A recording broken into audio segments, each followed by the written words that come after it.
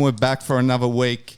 This is the Blue Corner. My name is Dennis, and if you're a first-time listener, make sure you hit that subscribe button. If you're returning, I appreciate you. Hit the like, and it's all that good stuff. Anyway, look, this week I'm really fortunate because I'm actually joined by someone who is competing this weekend, and that's always a tough one to get because you never know how busy people are with media and also like where the headspace is at and stuff like that. But he's had I will say decorated MMA career. I believe he's 12-5, 1-1 in the UFC at the moment. He was the I hope I pronounce it right, the Combates Americas champ. Yes. He's a BJJ brown belt. The thing that's important to me, he's a dog lover. He's a lover of the great outdoors, which means we have a bit in common. And look, the first time I met him, I have to say, like, he was a bit of a scary character. And the reason I say that is, I don't know if you remember, but the first time we met at the gym, you came in looking something like out of the lagoon, like it was like a horror flick. But look, you're one of the nicest people I've met outside of the cage. You're obviously a beast inside of the cage. For people that don't know, right now I'm talking about Gustavo Lopez. And yeah, man, I just want to ask, how has 2020 been treating you so far? Man, 2020 was absolutely amazing. For a lot of people, it was kind of like, the pandemic hit and people lost their job. I lost my job, and I was like, what are we going to do? But things worked out. I gave myself a lot of opportunities to be in the right place at the right time and got into the UFC. We all know that we took that fight on a, 20-hour notice, and we had to lose 17 pounds overnight. Not being ready. Just, hey, want to fight for the UFC? Come fight this guy over here. You got to make weight tomorrow. And I do want to get to that, but obviously we'll get to that a little bit later because I do want to start at the beginning of your journey.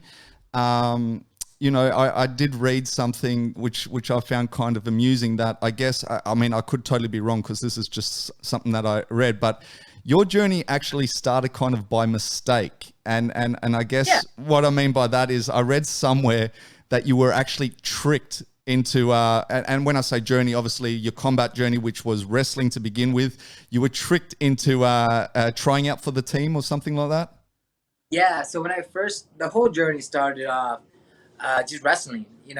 Wrestling kind of opened the doors to all this new outlet in life. And in the beginning, I was like, hey, a buddy of mine was, we turned buddy, and at the moment it was just a random dude. It was like, hey man, come join the wrestling team. And then you get a lift because my brothers were huge, big guys, big power lifter guys. So they were big, and I'm like, I was a tiny little fat kid at the time. So I was just like, oh, I want to lift and do weights. Showed up to the wrestling team, never lifted, but I fell in love with just the ability to just, that one-on-one competition was just amazing. I think I went like 25-25, something. I lost half my matches in the beginning, but I just loved it. So I continued to keep going and wrestled all 4 years. I think I made it to stay as a freshman, not to regionals, and then got taken to state, and it was like the mecca of places. In Washington, it's called the Mat Classics. So it's this huge stadium with 21 mats. And you walk in, it's like football field full of mats, and it's just like, this is the place you want to be. And it was that moment that I was like, you know what? I might get into this. And I just kept training. Ended up winning a couple tournaments, kept getting better. Was a two-time division champion, two-time regional champion. Took fourth in the state and sixth in the state overall my high school years. And then eventually, I'm like, you know what? I got offered to go to different colleges. I got offered to go to Stanford to wrestle for them. Sadly, during high school, I lost my dad for cancer, and then I'm like, I didn't want to take off and leave my mom. So I'm like, you know what? I'll just stay. I said, I'll just stay around. So the community college got word of that and was like, hey man, we'll offer you a full ride. We'll take care of all your stuff. Just come down and wrestle for us. And it worked out. Ended up getting my associates in business and accounting, and then got eventually offered to go to wrestle for Menlo College. And it's funny that Menlo College is the sister school of Stanford. So going out to California, wrestling for them, and then eventually we wrestled Stanford, and I beat their guy, and their coach was like, "Hey, we know you. We tried to get you, didn't we?" And like, yeah, it didn't work out this time. Like, well, I'm happy for you. Turned out very well because Menlo College is a private business school where I ended up getting my bachelor's in finance. So I need to ask though, when you got offered that full scholarship, was it a hard decision to make, or was it a no-brainer for you? Like, It's funny because it wasn't that hard of a decision to make because at the time I was in a relationship, and at the time it was great. I'm like, oh, cool, and I wasn't sure about it, and then eventually just tanked, and I'm like, you know what? I'm out. Threw myself in my car and just took off. I didn't go like check out the college, didn't anything. I just literally like, you know what? I'm out of here. I literally packed my car, put some stuff in there, and just drove to California one way and just figured it out. And it was just struggle. It was a struggle being in college. I don't come from a family that has a lot of money, so we just taking a bunch of loans out and trying to make this work because Menlo College is expensive. And in Menlo College, I didn't get a full ride. I got like an 80% scholarship, so I still had to come up with the other 20%. And doing it all myself, I was just picking up loans. My mom had to sign for a student loan. Now I'm helping her out. But it was a struggle. I had to work during college, and I think it was my first year in college. I came back in the summer, and started fighting a little bit more. I fought beforehand. The way I got into MMA, I got offered to go help one of my teammates with his wrestling, and then I was cornering him for his fight, and that day. During this fight, they're like, "Hey, the co-main event just dropped out. You want to fight?" And I'm like, "Sure, why not?" Jumped in there on just literally a couple hour notice and just walked in there, right hook, dropped the dude, and it was just like, I want to do this. I'm good at this. Just kept training, man. I got fortunate enough to meet Brian and Misha Tate that kind of just took me on as one of their own and just kind of guided me through everything. And Misha and Brian were absolutely the best mentors that I could ever have. Those so two just kind of how did that even begin? Like, I guess let's bring it back for a second. So when you're talking about like taking this fight on a couple of hours notice, how does that work in the sense of like getting your medical clearance and things like that, or was there that was no non-existent? that is non-existent. It was a like a smoker kind of amateur fights. They don't really do medicals. They just, hey, they fight someone out in the stands like, hey, you want to fight? Like they just want to, it's just a small little show. They don't pay nobody. Everything's free. They don't like. They're like it's just to go out there and to perform, just to get the experience. At the time, I just, you know what? I'm a young kid. Don't know any better. I'm just gonna go out there and fight. That's It worked crazy, out though. man. That's crazy. Like, because obviously, like, I mean, I guess it could have kind of worked in your favor because it didn't really give you the opportunity to overthink it, right? Like, it was literally the Not at all. opportunity was there, and it's either a yay or nay. Yeah, and I'm always a guy that's gonna go forward for opportunities like that. It was just exciting. And then later find out this guy was 11-1, big old hype behind him, and then he actually retired after that. He never fought after that, so it just kind of take over sometimes. It just overthinking stuff is just never good for you. So the way I've been living my life lately is just not overthinking stuff and just going out there and just having a good time. And since I've been doing that, everything been working out so well. Nice. So I have to ask though, like, before you got tricked into this whole wrestling scheme, which was, I guess, the start of your journey, were you into sports before that? Because you mentioned that you were a little fat kid. So I'm just wondering, like, what were you doing before you got into the wrestling? Nothing, man. I was in high school. I think I was in middle school, and then I was a freshman in high school, and just wasn't sure what I wanted to do in my life. I was really into computers. I was really into like cars, and I was like, maybe I'll do something with computers. Maybe I'll do something with do like mechanic work, and then just I just got into wrestling, and that opened the door for so much more. I got to meet some coaches that did business, and I'm like, I like this. I like this business side of the world, and just kind of show me how to run like he did, like real estate stuff, and he did some other things.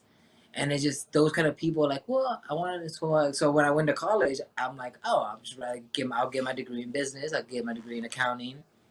Maybe thought, I was going to be a CPA or something. And then when I got the offer to go to Mello College, the opportunity to get my bachelor's in finance came up, and I'm like, I'll take the hardest one. Let's get that. That's crazy, man. Like literally, it's kind of crazy how sometimes things fall. I mean, at that point, did you ever, like, even when you accepted that first fight, did you ever think that you would potentially make a living out of fighting? Was that ever on No. on your mind? No, it really wasn't, man. At the time when I took the first fight, it was just fun. And then slowly and slowly it got, being able to, when I joined Yakum MMA and got to meet Brian and Misha, that changed everything.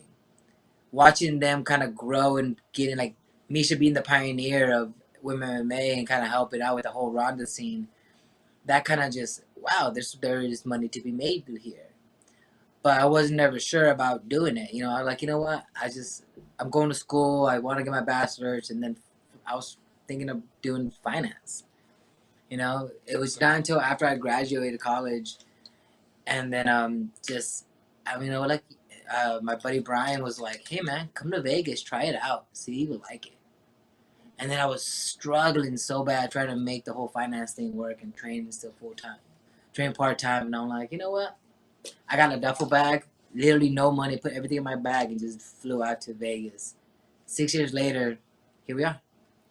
But was it like, did you give yourself like a little bit of a time frame when you did that? Like, did you go, listen, I'm going to go to Vegas, I'm going to give it, say, 6 months, a year, if not, I'll come back? Or was it like a serious one-way ticket, I guess, where...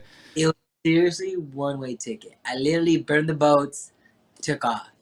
And that's the kind of mindset that we're on right now. We're burning, like when we say burning the boats, it's the sense of there's no going back. So there's a story about these Vikings that go out there and literally the captain burns the boats and tell guys, we're not going home. We're gonna take over, or we're gonna die. There's no way back. So that mindset changes people. It changes people because it kind of like, there's no way out of this. You gotta give it all, or just, because if you're half-assing this, if they know this, we could go home. There's no big deal. People don't fight the way I fight. I literally burned the boats when I took off and left. I left a six-figure job easily in finance to play with this kind of career that I now love. And I loved it before, but I'm like, I love it now. Like the opportunities that it's given me, the people that I get to meet, like yourself and everybody else, it's incredible. And then it was a roller coaster, man. It was going ups and downs into like bad relationships, good relationships, then bad relationships, and just, it was a roller coaster of things that happened in my life. But all the good and the bad, actually all the bad, made me.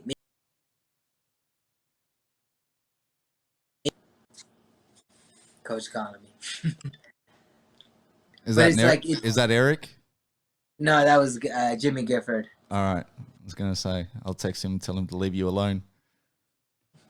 No, but yeah, all the bad in my life kind of made me who I am, because I got into, like, after a couple breakups, I got like a bad drinking problem, started drinking, started doing, just living that Vegas life.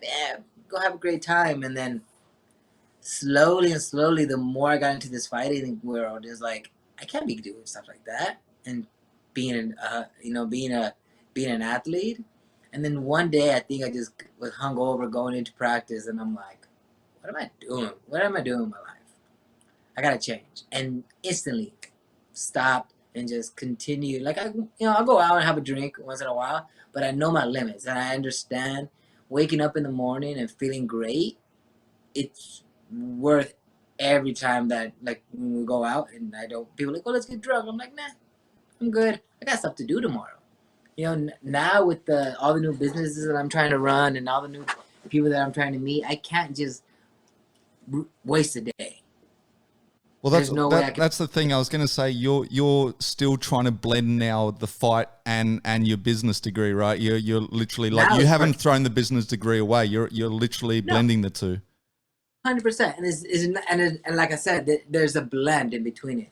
You can't like one way or the other. I can't, you know. But the fighting just give me the opportunity to get the platform to grow my business. It's give me the platform to be able to meet all these amazing people. And when I speak, you know, people listen. You know, it's not this random kid that's not doing anything. It's this guy that's doing well in the UFC, and he has his bachelor's degree. So it changes people out. Like when people hear about me, they're like, "Oh, cool, this is another fighter." And then I bring up that I have a partnership with this business that we sell, you know, $10,000, $20,000 dresses. It's like, whoa. You know, it's really cool how we met. You know, the kind of person that I am attracts so many amazing people, and I'm just loving the way it's been working out. So with the dresses, is that the same brand that you're wearing now? Like, is that your brand or is that something totally different? No, the dresses comes through. There's a designer called Camille Flawless. Camille Flawless is a high-end fashion designer that does runway models, and what she adds is Swarovski stones on products. So she gets these elegant dresses that she makes by herself, handmade dresses, and then she adds these Swarovski stones. I gotta show you. They look like this. So Damn. she started adding, you know, these stones on different material and different things, and she's like, you know, hey, let me add someone on your shoes because we have the ability to, you know. During quarantine, we're like, we have a lot of time in our hands. Let's start putting these stones on the shoes, and it blings different. If people's like, oh, you know, oh, are you bedazzling it? No, it's not. It's like it's a different level. When you put it on plastic on other things, called bedazzle. When you put in crystals, like full on Swarovski's crystals on product, it raises the value. These shoes run for like $350 with the stones. Nice, and that's US, obviously. Yeah. Which is probably double over here, so about $600-700, I guess. But let's go back to your fighting as well. I just want to know. So you've obviously fought for multiple organizations, right? I think Cage Sports was one. Cage Sport, Bellator, Combate, King of the Cage, and then now the UFC. And I guess there. I mean, we'll get to the UFC, but like from those, was there any like particular moments where you were happy? I mean, Bellator is another big name, but I think you only had 1 or 2 fights in Bellator, right? It was one. Yeah, no, it was they had like this Supercross fights here in Las Vegas, and they just needed a fight. So they called the gym. They needed a 35er. I'm a 35er, and just took a fight with this dude from Syndicate, really good striker at the time, and just took him down, took his back, choked him, and took off. Had a groove. Yeah, I was going to say because you won that, so I'm literally surprised that they didn't try to offer you another fight after that. Like it's. Feel like when later on I heard it, just they thought I was just literally still living in Washington, and I wasn't living in Las Vegas, so they just miscommunication. You know, Bellator would have been a fun outlet, but I'm glad the way it turned out. Because being with Combate was incredible. You know, I got there in the beginning when they first started with the whole all their shows, and I kind of got put through with all. It kept growing. It kept growing. I fought for their title 3 times before I won it. You know, it was crazy how the whole thing worked out, but it worked out at the right time. Because I always think about if I would have won the first fight for the title, I would have been the champion at the time, and who knows how it worked out. But the way it turned out, it's the moment I won the title, they just got signed with this new this new owner called Kate Castillo. She is a royalty of Mexican artists that just incredible and brings a whole new fan base to the company. So it grew the company more, and it actually grew me more. We had a photo shoot out in LA. I was on a billboard down in LA, and it's like that wouldn't have happened if it would have happened earlier. You know, so all the bads that in my life worked out one way or another, and it's just been absolutely incredible. And with that run, as you said, it took you three times to pretty much win the belt, which you eventually got to that mountain. But I also know that you won the belt of a guy, the guy that you won the belt from. You fought twice for the belt, right? So you actually had a shot at him. You lost the first attempt, and then you came back. And I just wanted to bring that up. Like, what's the mindset there? Because like, is it any different from the first fight because you know you've lost? Like, obviously, you would have went away and you would have fixed some holes and things like that. But like, when you go into a fight and you make that walk, like, does it affect you in any sort of way, like confidence-wise and stuff like that, knowing that you've already tried to climb this mountain and you failed the first time, and now obviously you're getting another opportunity. But like, what's the mindset like walking into that second bout? So I took that fight on a day notice, and I had to cut 23 pounds. So I knew I was going in there, with a a lot of weight on my shoulders, and just trying to make the weight and then perform the next day. It's crazy. It's my second time. That was the first time I ever had to do something like that. 23 pounds in 24 hours, and just, I think I missed weight by like 1 pound. So he still had a chance to win it. So he won that fight, but it was a split decision. And I'm like, this guy won, and I felt like I won that fight. So I won another fight, and then they offered it again. I'm like, hey, give you a full camp and let's see what happens. Had a full camp, and I went out there and smoked him. So it's just...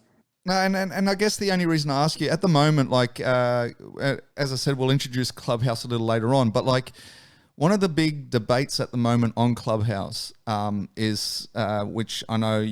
Obviously, one fighter really well, which is the Francis versus Stipe fight, right? And at the moment, a lot of people are debating that. And a lot of people are going, look, we've seen that fight. It'll probably end in the same sort of way.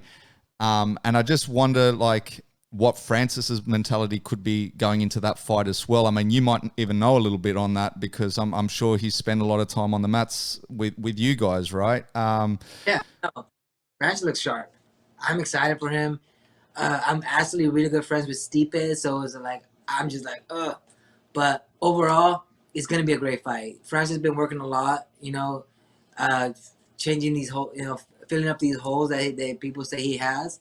But the guy looks good. He's working on his wrestling. His striking's still looking great. His cardio looks great. I'm excited for him. It's great I'm rooting for him because I want another title to come to Extreme Couture. But when I was on the Ultimate Fighter with Stipe, we built a bond. So it was, not when that fight comes up, I'm just gonna step back and just enjoy the show. No, and that's what it is. I mean, most people have now, we went down this hierarchy of order, and we literally probably gave Stipe the GOAT status of the heavyweight division. Like, when it comes to heavyweights, right? Like, and I think at the end it was Theodore was in there. It was Stipe.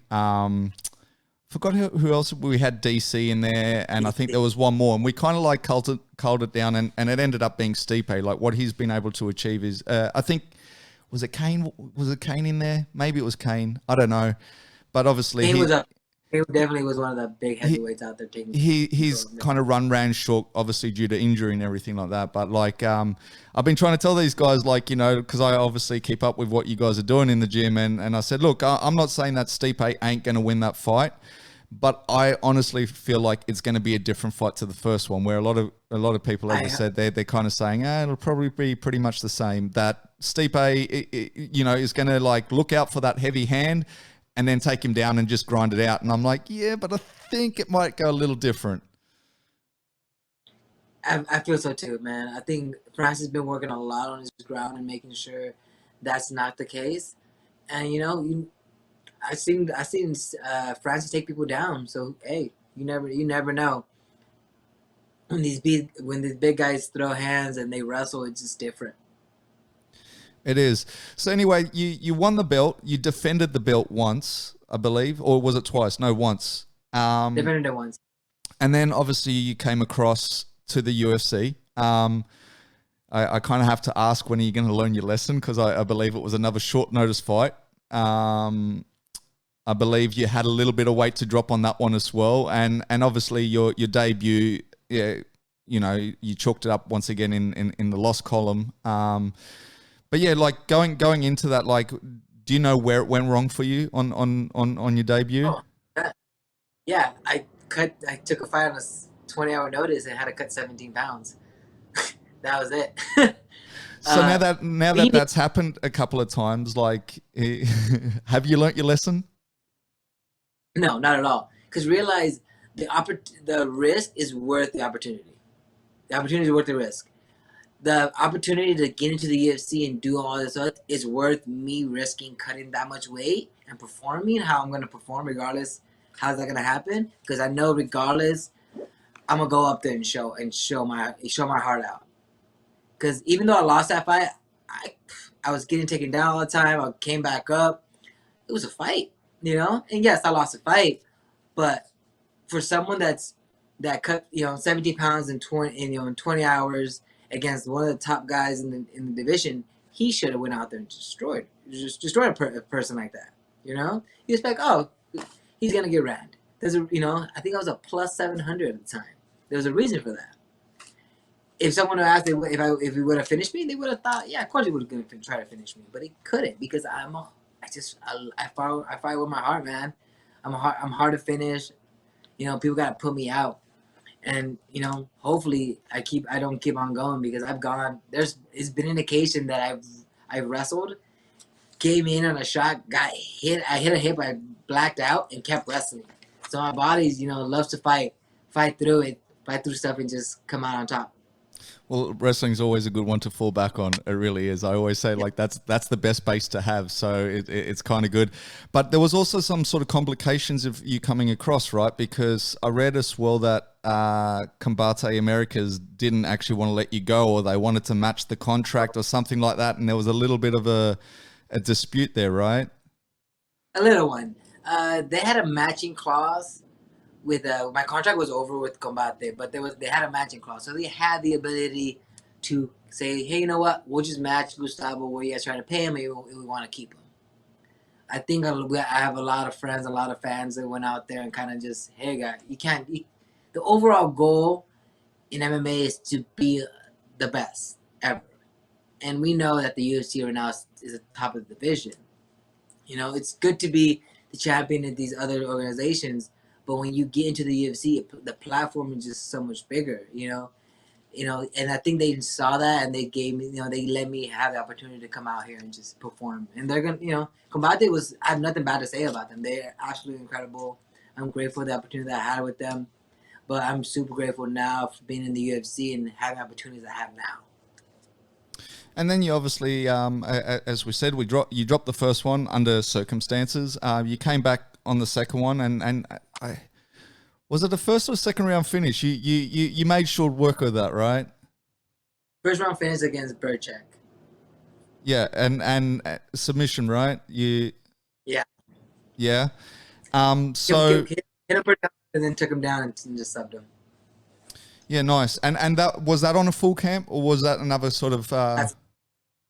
That was on a full camp. Coming out of the second fight against Burchak, I had a full camp and I felt great. And I think that it changes so much.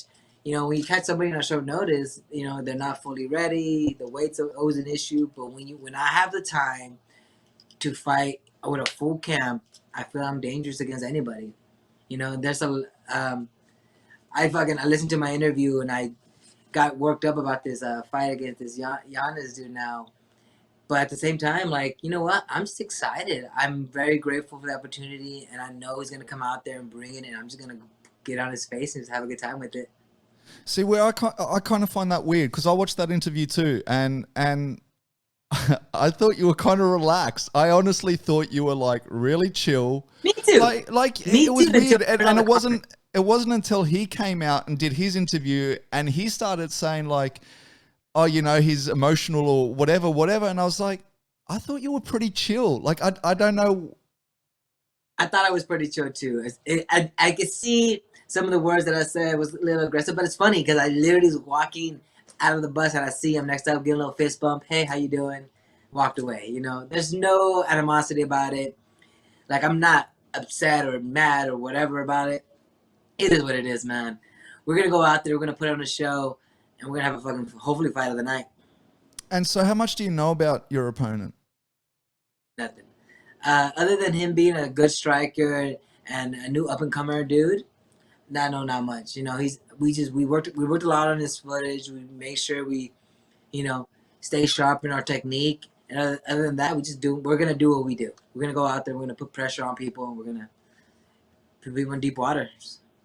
And by that, I assume you mean you're going to close the distance and wrestle him. I mean, you haven't really made it too much of a secret what your plan is, right? No, 100%. I'm gonna be in his face, but realize this: I get hit. I get hit hard, man. Like people see my highlights, and when they see my highlights, they're like, "Hold up, we thought this guy was a wrestler," but the last couple highlights have been me knocking out people. You know, so the overall goal would be, you know, getting this guy on the ground and putting pressure on him, because that's where I thrive at. I feel like if we go up standing, you know, we have 4-ounce gloves, we're throwing punches, people are gonna get hit. But I know if he touches the ground, I'm gonna control it overall. Let me ask you this. Last week, one of your teammates, Dan Ige, did that excite you? Oh man, that pumped me up. I'm so happy for Dan. Especially him having a baby coming up. It just he's been on a tear, and he's one of the guys. And the gym, he's smooth, he's chill, he's having a great time, he flows with people. You know, he does well. But when the lights turn on, that dude shines, and it's so incredible to see that and to see the difference between him being in the gym and just having a good time and going out there and just being a true lawn monster and just going out and just destroying people. Like, that got me pumped. And I'm like, damn, I want to do that too. Well, and I kind of feel like you've got that same sort of personality, because as I said, like looking at you now, chilled on the couch and stuff like that. And as I say, when I've seen you outside of the cage, you've been such a well-spoken, kind of quiet guy. You're not trying to make noise, but then obviously once that cage kind of shuts behind you, it's like you flick that switch, and it's a different beast, right? And it's like, hang on a sec, is this the same guy? Yeah, 100%. People are like, whoa. They didn't expect that from me. I'm like, I'm happy, and you've seen it in some of my fights. I'm smiling in the cage, and because I'm enjoying what I'm doing. It's not something I, you know, struggle and like, oh, I have to go do this. I love being inside there and just competing against one of the best, and I'm excited about this fight. So you mentioned obviously that you're back at the hotel.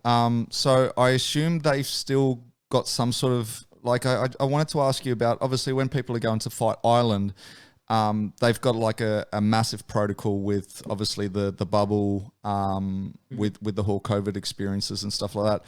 Is it the same in Vegas? Like, are you staying at a hotel because they're trying to create a bubble there too? Or like, would you have had the option, the fact that you're living in Vegas, to literally stay at home?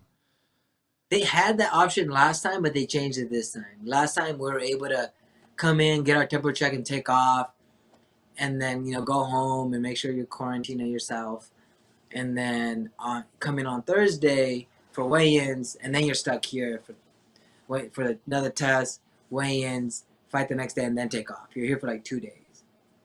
But now they want people to. We got in here on Tuesday. Everybody flew in on Tuesday, and they tested us that Tuesday. You were quarantined overnight till we got the results the next day, and now you're able to not go anywhere, but you're able to go to the PI and go do the interviews that we did today, and then tomorrow we go out, have a good time, stay hydrated until the afternoon until we got to start cutting the weight. We'll cut some of the weight tomorrow night, and then the majority of the weight Friday morning. So how much weight are you looking to lose right now? Like, where are you at with the weight cut? Pretty light, man. I'm actually like maybe like 7, 8, 9 pounds. I'm still drinking a bunch of water. I'm like 2 gallons in so far. It's still going,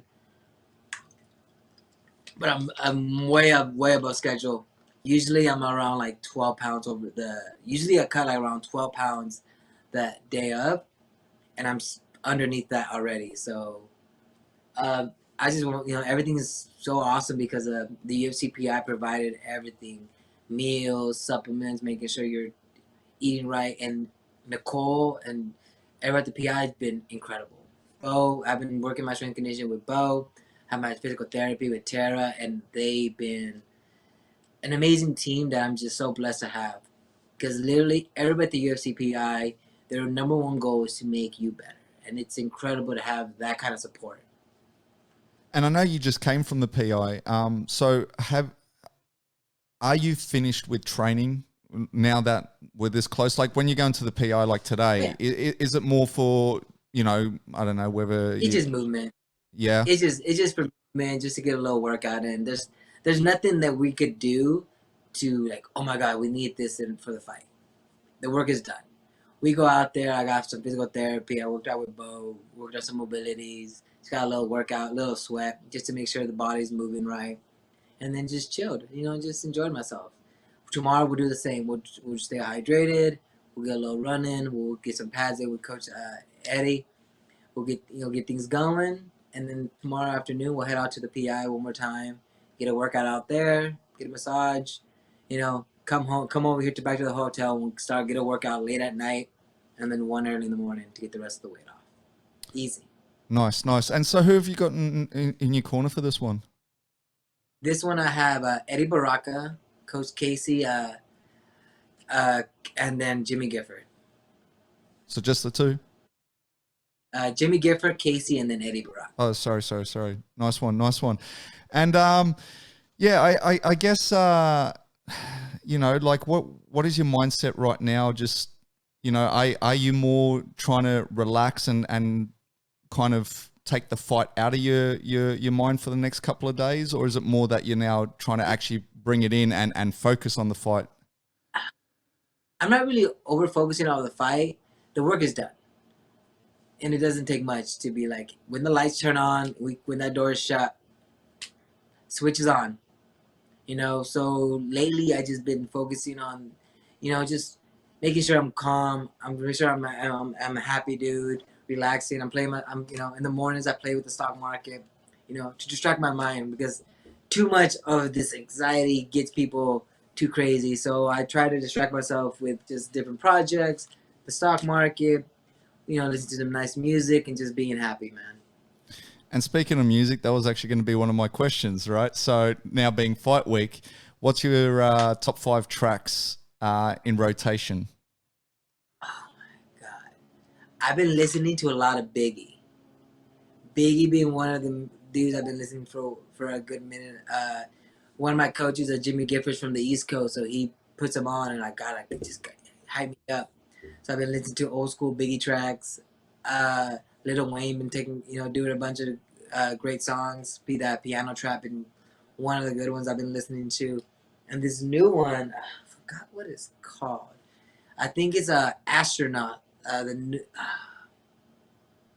It's literally about talking, like Lily talks about taking people into deep waters, and I'm like, that's the one. Yeah, no, because I kind of wanted to get a feel of, like, once again, is the music there to pump you up, or are you trying to listen to some music that kind of mellows the mood and relaxes you for the week, right? The Biggie relaxes me, but soon when I start listening to the Lil Wayne and the new one I'm listening to, it pumps me up. Those are the fight music we put out to get me just focused and just ready for it. So when that song comes on, every time it comes on right now, I've just been like just ready to focus. It gets you in that tunnel vision of a mood that you want to go out there and just perform. And would it be wrong of me to ask you what your walkout song for this one is? Is that a secret, or are you happy to talk? It's I think Astronaut. I'm literally not sure of the name. I guarantee I think it's Astronaut from somebody. I think Wolf. I really don't know. But you'll hear it. It'll come up. I'll definitely post about it. I've been posting about it in some of my stories. So I literally wasn't sure of the name, but it don't really matter. All right, and the last thing I kind of want to talk about, before I guess we'll see if there's anyone in the club. Your love for the great outdoors, right? Because a lot of the people that I meet over your neck of the woods, I don't know. I like to call them lazy. I mean, I'm not saying lazy because I know you guys are athletes and stuff, but like I'm saying like where I like to walk in Vegas, Spencer, for instance, he likes to drive, right? Like it's all everything. But I see that you like to do like a lot of hiking, a lot of fishing. I even seen you guys have now got like a little kind of cycling club going on or something, right? Yeah. Like you, where does the love for the great outdoors come from? Just being born in Washington, being out in the outdoors, and it's just always been a part of my life. When I grew up, always grew up fishing. My buddy Spencer always takes me out fishing, in the lakes out here, and we go out bass fishing. And he's an amazing fisherman, so it's great to be able to go out with him. And then now we started during quarantine. We got into cycling, into mountain biking. I saw that, and it was kind of crazy because suddenly all of you guys, right, had these bikes, and like I'm talking about like it was kind of like a flex because like it wasn't like you guys were bringing like little mountain bikes. Like everyone's got like these. Everybody has sick ass mountain bikes, and then out of nowhere, what's his name? Not the name. Jay Haran started showing up. Jay Haran and Brett Tavares are the two guys that are like, hey, get a bike, and I'm like, okay. And we off. Man, it's just incredible the kind of people that you get to meet out there. And just we found out the guys from the PI, Roman and Bo also bike. So it's great to see like all these athletes just go out and doing a bunch of stuff. So I'm just the community that you meet doing the hobbies that you enjoy is just incredible. And I guess one more thing on that is like, is the great outdoors a form of relaxation for you, or like in the sake of say the biking stuff, is it more of a way of keeping fit? Like what is it to you? For me, just being able to get out there and spending time with friends is great. That we do get in shape with it, but that's not the purpose. The purpose is just to be out there, enjoy the scenery, enjoy the outdoors. And just being around some amazing friends. Nice. Well, look, I'm gonna see if there is anyone out in the great wide world web of as I said, Clubhouse. I keep saying Clubhouse, but really it's anyone out there. So I'll see if anyone is actually out there at the moment. And yeah, we'll see if we can bring up some questions. Come on. Let me quickly check.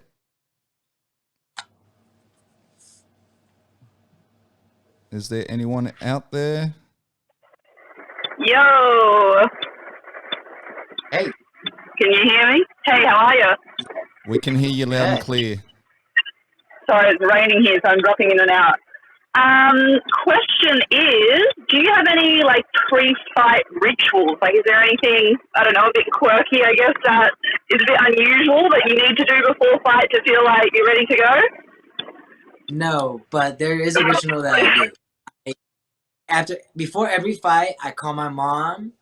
Like, hey mom, I'm gonna go out in a fight. She does the little prayer she does for me. I'm like, all right, mom, I love you. I hang up. I go out there. I fight, I come back and like let her know that I'm okay. That's always been my ritual since the beginning, since all my fights.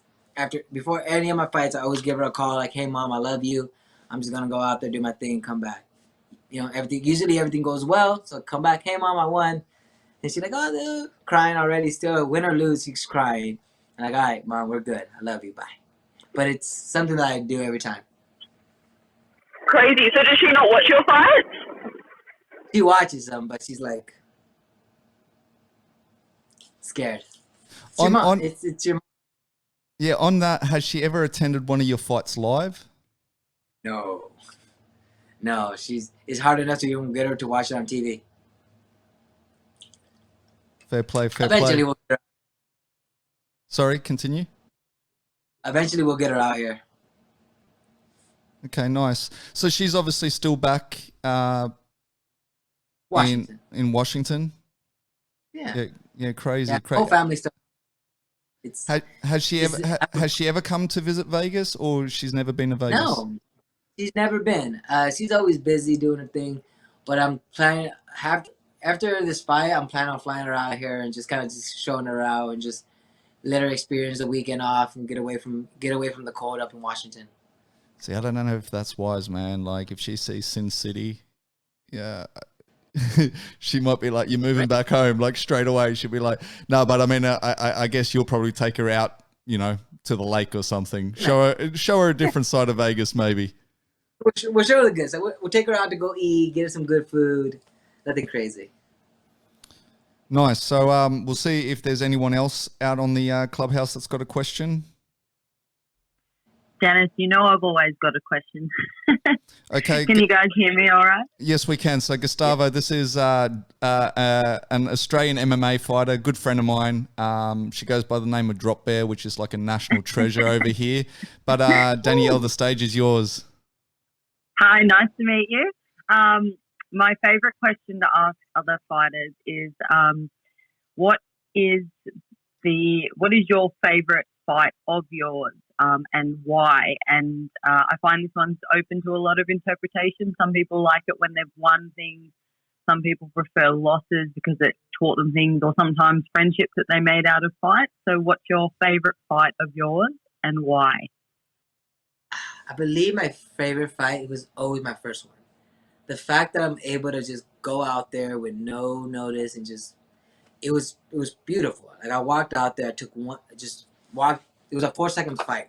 Walked out, boom, he fell, and I'm like, you know what? This really hooked me. I just love it. The adrenaline rush that fight gave me forever changed my life. Can I just ask you on that though as well, like, because you were there to corner your friend, and then you end up taking the fight. Did you have anyone in your corner, or did you just go, I'm riding this out solo? You know what? I didn't check for that. I'm assuming he was there. I'm assuming that my buddy Lupe was out there cornering me before his fight, but literally, bang. I don't think I had a corner. No. That's crazy, man. That's crazy. He had to be good backstage getting ready. So I literally went out there and just fought. So it just, things like that work out sometimes. And I read you actually fought that fight with just one of those home oh yeah, no, boil and bite mouth guards and everything, right? That's pretty game. Yeah. It was young and dumb. It just, things like that change your life, though. It really has. It really has. Is there any more questions from Clubhouse? Yes. I have a question if you mind, guys. I would like to say hi to Gustavo and Dennis. I would like to wish you the best of luck on your next fight. I have a question. Other fighters, when they're like walking out to the cage, walking out to the octagon, they're nervous. So fighters do things like to remove that nervousness and anxiety. And others like have quit MMA because of the anxiety and the the nervousness that happens with them. So what do you do to remove the anxiety and the nervousness before you fight, before maybe, on the fight day, fight week? Yeah, that's my question. There's literally no nervous when I go out there. I know I put in the work, I know my skill set, and literally I love doing it. It's not that like, oh, I'm like getting forced to do this, or I'm not sure about this fight, about fighting. Like, I love competing, not fighting. Like, I love the competition, the skill set. Like, the overall goal is to be the best in the world, and I know I have to fight the best to become the best in the world. So my mindset already is just full happiness and joy. Like, you'll see me walking out with a smile on my face because I'm actually happy to be there. Isn't like there's like when you're nervous because you're worried about the outcome of things happen. I'm not. Win or lose, I'm not worried about it. I know that I go out there and put fight with my heart, and I'm just gonna put on a show. And majority of the time, I'm winning. So let me ask you on that. Is that something that's come with experience? Like, has there ever been a time where you used to get nervous for fights? and you've been able to deal with that over time now, or have you always just been cool, calm, and collected heading into these battles? Heading into these battles, I feel like I've always been calm. And it's funny because some of my buddies are like, oh, so just nervous about it. And I'm like, bro, why are you nervous? You put in the work. We're ready. You know, and I know I've always put in the work and I'm ready. And even on these short notice fights, like I know my skill set, it's ready to go against the best in the world. So there's nothing to be nervous about. I'm just going out there and having a good time. Well, I know that for a fact. Like every time I come over to see you guys, like you know, you are training pretty much all year round, and this is the thing that people don't understand as well. It's not like you guys go fight camp, fight, and then take time off until you sign the next contract, right? Yeah. Like you guys are literally grinding it out pretty much every day of the week. You know, it's kind of like a lifestyle choice in a way. 100%. And since the pandemic started, that actually gave me the ability to train full time. Because before I was working in the nightclubs and I was working all night, waking up in the morning, and training all day. And it was until the pandemic started that I was able to train full time. So this past year and a half, it's just been great.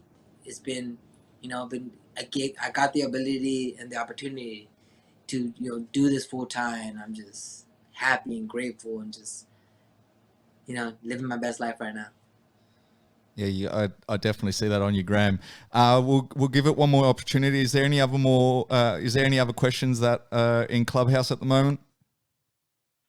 Yes, sir. Shoot. Hey, thanks, Dennis. Thanks for having me. Hey, Gustavo, what's your amateur and pro career? Like, who do you remember, like, as your toughest fight? And, like, what lessons did you learn from that fight? As an amateur, I went 8-0, and I kind of just ran through everybody. And I think after one of my fights, I kind of like I got offered to go to pro, and then it was, you know, I think I won my first one against some random dude, and then I lost my second one, taking it in a short notice. And it's funny; it's always the short notice that I get caught in. But I lost a decision, and then just kept fighting. But I think the biggest fight that kind of just made me grow was, you know. I feel the loss against Castaneda when I fought for Combate the first time. I think, you know, thinking that I won that fight and it got eye poked, and me and Castaneda are actually good friends now. And it's funny that we're both in the UFC now, and it's, you know, that fight, because there was this tension between us, and then everything changed after we moved on, because we know we both grew out of it, and it made this friendship, you know. I'm so excited. Like I actually sent him a message after he won his fight recently, like, man, you know, I'm happy for you. And it's like, bro, that mindset that I have when watching my friends and my close friends and like even my people I don't train with, but people that I know win, it gets me excited. So watching Dan and watching the boys go out there and get these W's just pumps me up, and it's just the mindset of just I'm actually happy for my teammates and for my friends when they win. You know, and even when they lose, you know, they fought their heart out, and I go out there, I always send them a message, hey man, keep your head up, you know, we're gonna keep on going, because wins or losses it doesn't determine who we are. It's the way we can kind of bounce back, or even after the wins, it's the way we kind of act after the fights that kind of determines the kind of person that we are. And I've always try to be a good person. I totally agree. It's even to the point where I say McGregor, for instance, I found made more fans on his loss to Diaz and how he handled that loss than he did on the come up, right? But on that question as well, I just wanted to add, like, when you were coming up, is there a specific fighter or even a fight that inspired you, not that you were a part of, but a fight that inspired you, or a fighter that you potentially looked up to? For the longest time, I've looked up to Joseph Benavidez, and now him being at Extreme Couture and be one of his training partners, it's been incredible. The guy is absolutely amazing, works super hard, and is just one of the nicest dudes out there. His way of thinking, the way he loves his new style, his other aspect of life, it's incredible. You know, and it's something to look up to. It's something to be, you know, and for the longest time, I was able to train with him for a while at the PI, straight doing the strength conditioning, and then being a teammate at Extreme Couture. You know, that's one of the guys that I've always looked up to, and being able to be one of his training partners has helped me so much. Beautiful, beautiful. So I'll throw it out one more time. Is there any more questions out in Clubhouse?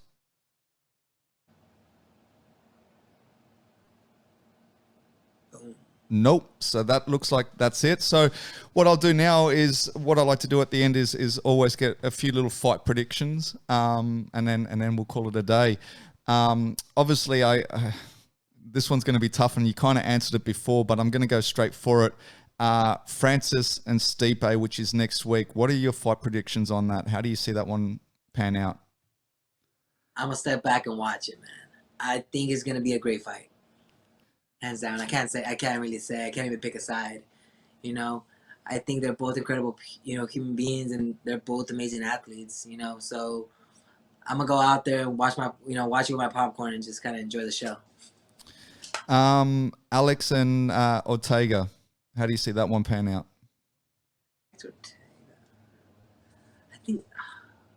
think Alex has it. I think Alex's skill set, how much pressure he has, he's gonna take out Ortega.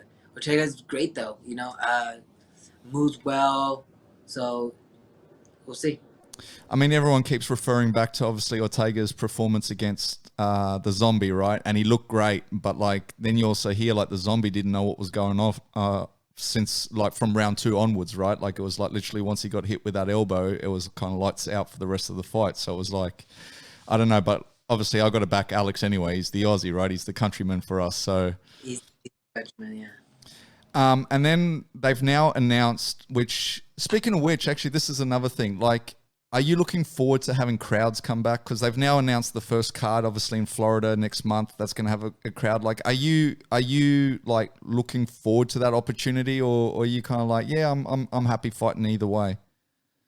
I'm happy fighting either way. I'm excited to feel and see how it is with fans, because since I started, it's been in this little bubble of the Apex, and it's been great. You go out there, you get to fight, you get to go home. It's quick and easy. It's exciting.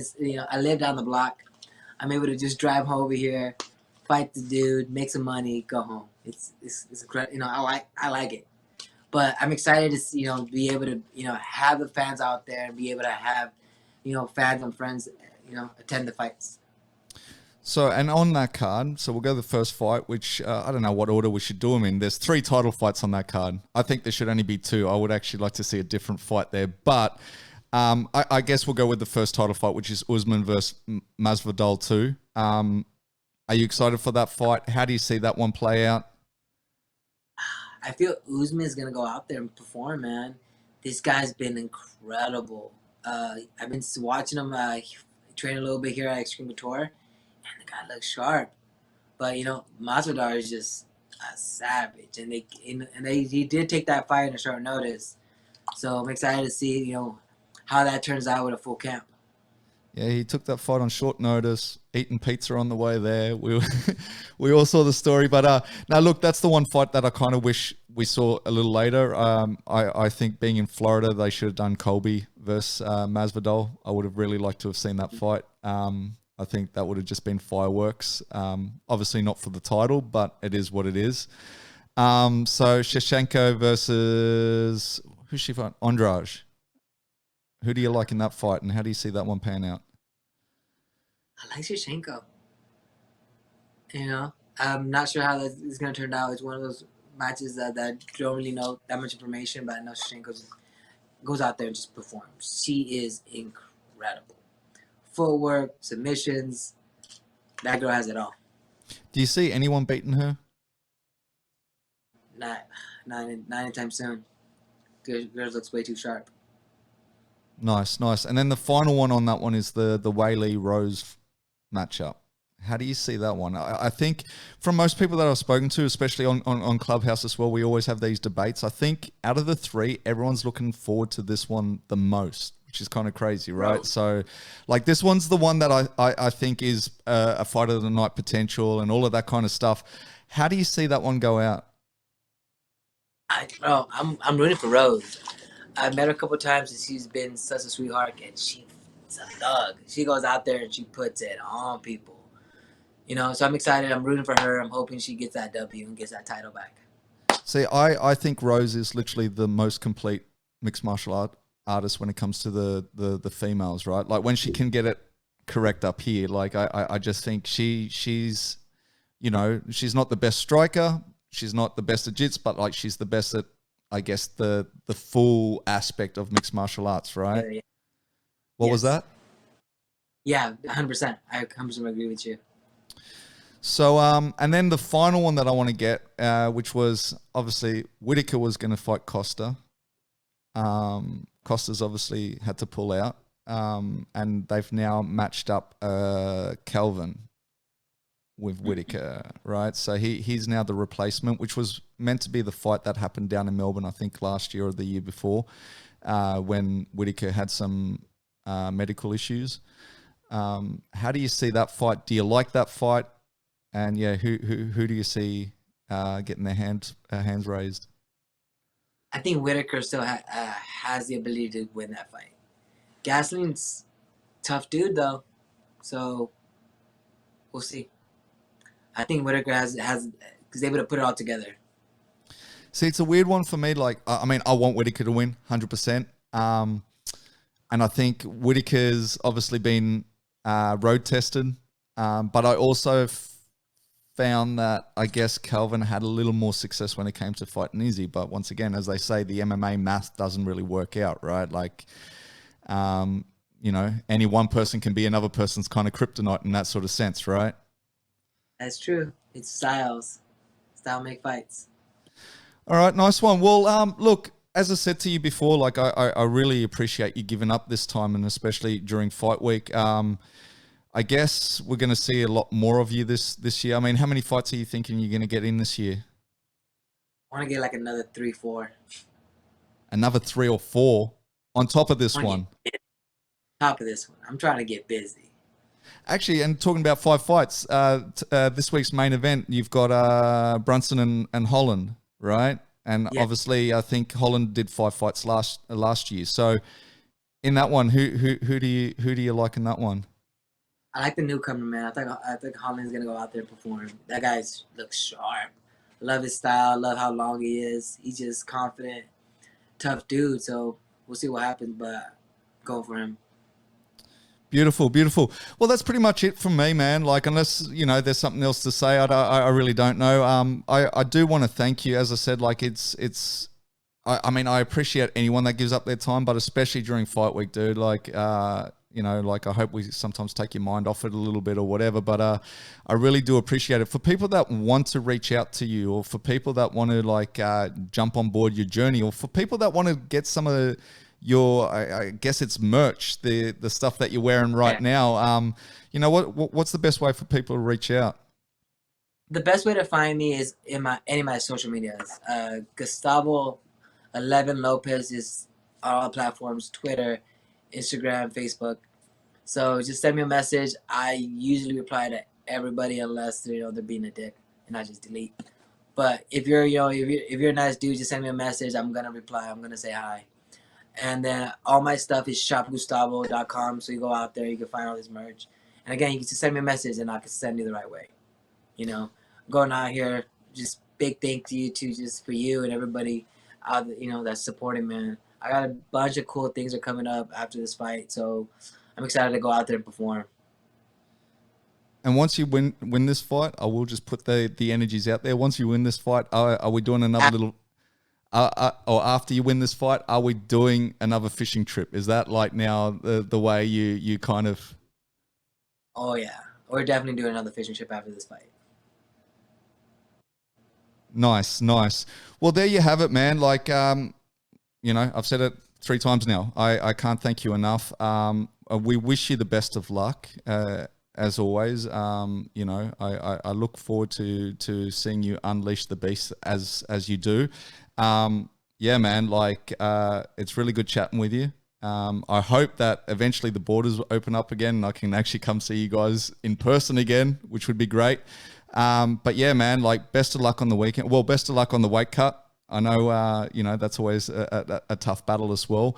And yeah, man, I look forward to seeing you get your hands raised, and yeah, and until next time, I guess that's it. Stay blessed. Thank you. I'm a one.